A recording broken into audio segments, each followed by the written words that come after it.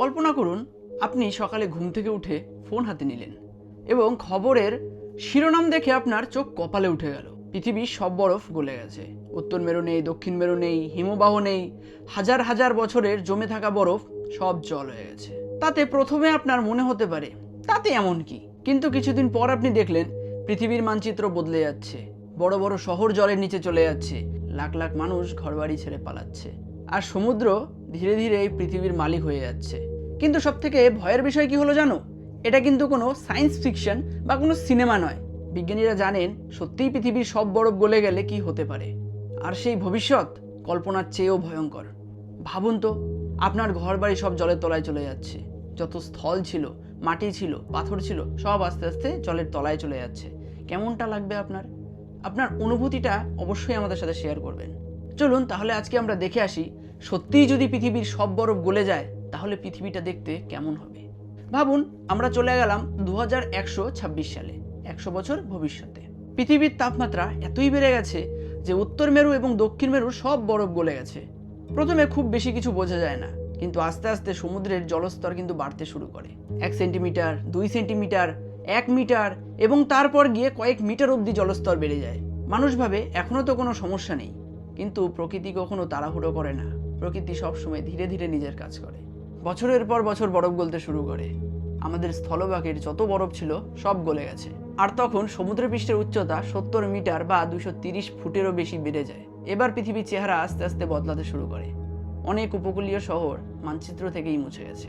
আজ যেখানে কোটি কোটি মানুষ বসবাস করছে, সেই সকল শহর সব জলের তলায় চলে যাবে। আমাদের কলকাতা, বাংলাদেশের ঢাকা, এই জায়গাগুলো কিন্তু সব জলের তলায় চলে যাবে। ভাবুন, আপনি একদিন নৌকো নিয়ে ঘুরতে বেরিয়েছেন এবং আপনার গাইড বলছে এই জায়গাটাতে একটা বড় ভবন ছিল, একটা বড় বিল্ডিং ছিল, হয়তো বা ভিক্টোরিয়া ছিল। আপনি নিচের দিকে জলে তাকিয়ে দেখছেন যে ভিক্টোরিয়ার চূড়া দেখা যাচ্ছে, জলের গভীরে ডুবে আছে উঁচু উঁচু ভবনের মাথা। একসময় যেখানে মানুষ অফিস করত, ঠিক সেই জায়গাটাতে এখন মাছেরা ঘুরে বেড়াচ্ছে। কিন্তু শুধু শহর ডোবার গল্প নয়, এবার শুরু হবে মানুষের সব থেকে বড় স্থানান্তর। লাখ নয়, কোটি নয়, শত শত কোটি মানুষ একসাথে নতুন বাসস্থানের খোঁজে বের হবে। ইতিহাসে এত বড় মানব অভিবাসন পৃথিবী এর আগে কোনোদিনও দেখেনি।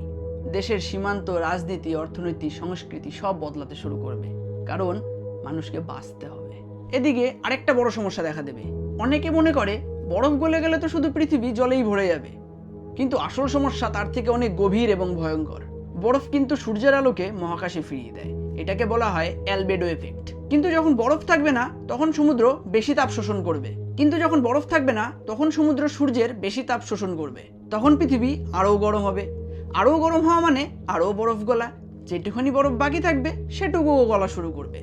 আর আরও বরফ গলা মানে আরও গরম, একটা ভয়ঙ্কর চক্র শুরু হবে।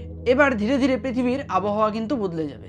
কোথাও প্রচণ্ড বৃষ্টি, কোথাও দীর্ঘ খরা, কোথাও অসহনীয় গরম, আবার কোথাও বিশাল ঝড়। আজ পৃথিবীর যেসব অঞ্চলে মানুষ খুব সহজেই বসবাস করছে, সেই অঞ্চলগুলোর অনেকগুলোই হয়তো আর কোনোদিন বসবাসের যোগ্য থাকবে না। আর এবার আসি প্রাণীদের কথায়। পৃথিবীর যদি সব বরফ গলে যায় তাহলে প্রাণীদের কি হবে? উত্তর মেরুর বরফের উপর নির্ভর করে বেঁচে থাকা অনেক প্রাণী কিন্তু বিপদে পড়বে। বিশাল খাদ্য শৃঙ্খল ভেঙে যেতে শুরু করবে। কিছু প্রাণী নতুন পরিবেশে মানিয়ে নেবে, কিন্তু কিছু প্রাণী চিরতরে হারিয়ে যাবে। প্রকৃতি কিন্তু আবার নিজেকে নতুন ভাবে, নতুন রূপে সাজাতে শুরু করবে, কিন্তু সেই পরিবর্তনের মূল্য হবে বিশাল। তবে আশ্চর্যের বিষয় হলো, মানুষ কিন্তু এত সহজে হার মানবে না। নতুন শহর তৈরি হবে পাহাড়ি অঞ্চলে, নতুন প্রযুক্তি আসবে, নতুন রাস্তাঘাট, ভাসমান শহরের ধারণাও বাস্তব হতে পারে। মানুষ সবসময় বেঁচে থাকার পথ খুঁজে নিয়েছে, তখনও খুঁজে নেবে। লক্ষ লক্ষ হাজার হাজার বছর ধরে কিন্তু আস্তে আস্তে মানুষ এই পৃথিবীর সাথে মানিয়ে নিয়ে বেঁচে আছে। অনেক কিছু হয়েছে পৃথিবীতে, অনেক কিছু মানুষ মানিয়ে নিয়েছে। আজ আমরা এখানে আছি। আজ থেকে 100 বছর পর যদি বরফ গলে যায়, তখন হয়তো মানুষ নিজের কোনো পথ ঠিকই বানিয়ে নেবে। কিন্তু পৃথিবীর মানচিত্র, সেটা কিন্তু আর আজকের মতো থাকবে না। স্কুলের বইয়ে থাকা মানচিত্র ইতিহাস হয়ে যাবে। নতুন প্রজন্ম হয়তো অবাক হয়ে জিজ্ঞেস করবে, সত্যিই এখানে এরকম শহর ছিল? আর তাদের ঠাকুরদা ঠাকুমা পুরনো ছবির দিকে তাকিয়ে বলবে, হ্যাঁ, এখানে আসলেই একটি শহর ছিল, আর হ্যাঁ, এখানে মানুষও থাকতো। সবশেষে একটা বিষয় ভাবুন, আমরা যখন বরফ দেখি সেটা কিন্তু শুধুমাত্র আমাদের কাছে জমে থাকা জল, কিন্তু বাস্তবে পৃথিবীর জলবায়ুর ভারসাম্য ধরে রাখার জন্য কিন্তু এই বরফগুলো বিশাল ভূমিকা পালন করে। পৃথিবীর সব বরফ গলে গেলে হয়তো পৃথিবী ধ্বংস হয়ে যাবে না, মানুষ পুরোপুরি বিলুপ্তও হয়ে যাবে না, কিন্তু পৃথিবীটা এমনভাবে বদলে যাবে যে তখনকার পৃথিবীটা এমনভাবে বদলে যাবে যে তখন গিয়ে এই আজকের পৃথিবীটা রূপকথার গল্পের মতো মনে হবে। তাই পরের বার যখন উত্তর মেরুর বরফ, হিমবাহ এবং জলবায়ুর পরিবর্তনের কথা শোনেন, মনে রাখবেন ওগুলো কোনো দূরের বরফের পাহাড় নয়।